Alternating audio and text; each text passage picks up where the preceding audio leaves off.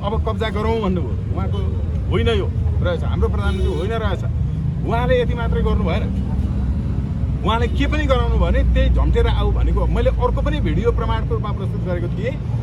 आन्दोलनमा ढुङ्गा हान्दैछ एउटा आन्दोलनकारी, त्यो आन्दोलनकारीको बिचमा ढुङ्गा हान्दा हान्दै उसले जुन हातले ढुङ्गा हान्यो त्यही हातले गोजीबाट रिभल्भर निकालेर गोली हानेको हेर्नु होला। यहाँले भिडियो हेर्नु भएको छ नि होइन?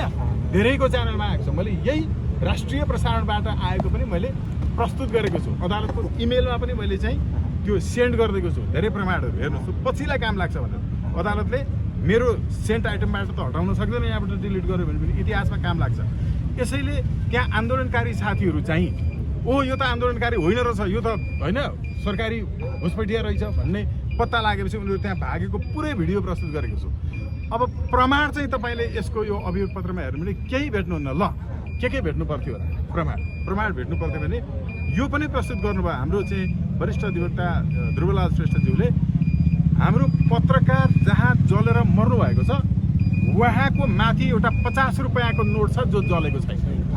हेर्नुहोस्, हामीले प्रस्तुत गरेको प्रमाण है। त्यहाँ उहाँ मेडिटेसनमा बसे जस्तो आनन्दसँग बस्नु भएको छ। आगो लागेको मान्छे छटपटाउँछ, यताउता जान्छ, हो नि होइन? आगो लागेको मान्छे यसरी मरेको प्लेनभित्र पनि बसेको हुँदैन, सिटको पनि।